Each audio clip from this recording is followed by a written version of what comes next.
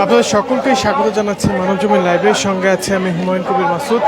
এই মুহূর্তে টিএসসিতে একজন ব্যক্তি এসেছেন যিনি মোটা অঙ্কের টাকা দিয়ে বন্যাতদের পাশে দাঁড়াবেন এবং যিনি দেখছেন যে চিরাচরিত যেই ঢাকা বিশ্ববিদ্যালয়ের টিএসসি রূপ সেটি অনেকটাই ভিন্ন রূপে পরিণত হয়েছে। অর্থাৎ গত 4 দিন যাবৎ যে দৃশ্যটি লক্ষ্য করেছি যে টিএসসিতে সাধারণ শিক্ষার্থী, অভিভাবক, তাদের অভিভাবক, বিভিন্ন ব্যবসায়ী তারা এখানে এসে উপস্থিত হয়েছেন এবং এখানে তারা অর্থ প্রদান করে তাদের যে সাহায্য সহযোগিতা সেটি তারা চালিয়ে যাচ্ছেন। এবং ইতিমধ্যেই যেটি দেখছেন যে বিভিন্ন খাদ্য এখানে আজকে 2টি স্থান নির্ধারণ করা হয়েছে। অর্থাৎ টিএসসির ভেতরের যে অংশ সেটি ফাঁকা না থাকার কারণে তারা যে জিমনেশিয়াম অর্থাৎ ঢাকা বিশ্ববিদ্যালয়ের খেলার মাঠ রয়েছে সেই মাঠ থেকে মাঠের পাশে আসলে জিমনেশিয়াম যেটি রয়েছে সেখানে তাদের অবস্থান রয়েছে। এবং ইতিমধ্যে এখানে যেটি দেখছেন যে অর্থদানের যে বিষয়টি সেটি এখানে ব্যাপকভাবে আমরা লক্ষ্য করতে পারছি। এবং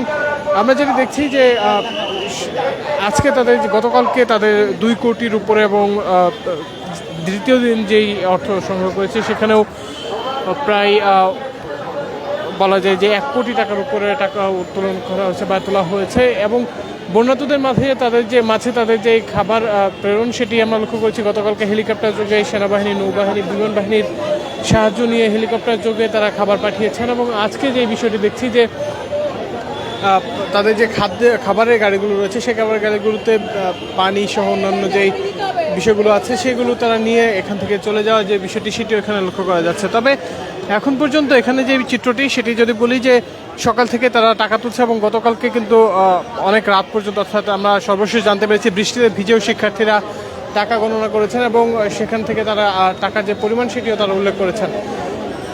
মূলত অনেকেই বলছেন যে শিক্ষার্থীরা হার মানবে না এমনটি আসলে তারা বলছেন এবং এটিকে ঘিরেই আমরা লক্ষ্য করেছি যে সরকার পতন পরবর্তী সময়ে যে আকস্মিক বন্যার সৃষ্টি হয়েছে সেটিকে তারা রাজনৈতিক বন্যায় বলছেন। কেননা বিনা নোটিশে ভারতের গেট খুলে দেওয়া এটিকে তারা ভালোভাবে দেখেননি বা তারা যেটি বলছেন যে এই বন্যা রাজনৈতিকভাবে তৈরি করা হয়েছে।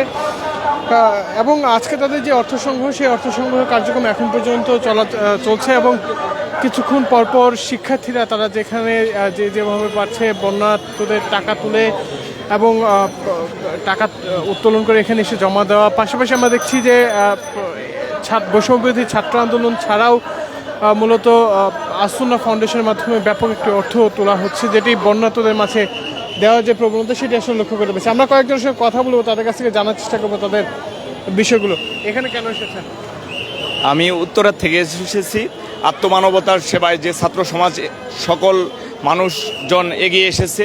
এই ফেনী, নোয়াখালী সহ যেসব এলাকায় বন্যা কবলিত হয়েছে প্রায় 45 লক্ষ মানুষ বন্যায় আজকে কবলিত। যে বন্যাটা হঠাৎ করে আমরা জানতাম না, যদি ভারত আমাদের জানাইতো যে পানি ছাড়বে তাহলে আমাদের এই বন্যা এত ক্ষতিগ্রস্ত হতে হতো না। এই জায়গায় এসেছি যৎসামান্য আমার সাধ্য অনুযায়ী দান করার জন্য এবং কি দান করেছি। আলহামদুলিল্লাহ, সবাই এগিয়ে আসুক এইটাই প্রত্যাশা করি।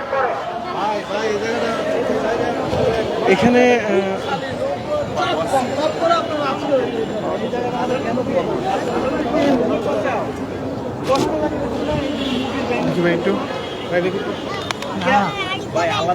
আরেকটা ব্যাংক আছে। আচ্ছা আচ্ছা, ঠিক আছে। সরাসরি দেখছিলেন এখন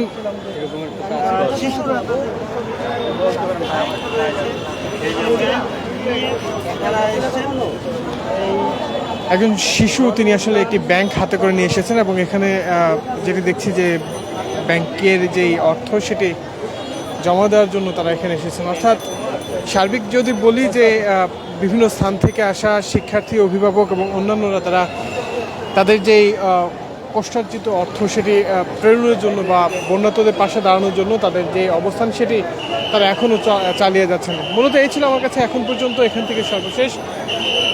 এছাড়া যে কোনো ধরনের রাজনীতি, বিনোদন, খেলাধুলা এবং আন্তর্জাতিক সংবাদ পেতে মানবজমিনের সঙ্গেই থাকবেন। ধন্যবাদ সকলকেই।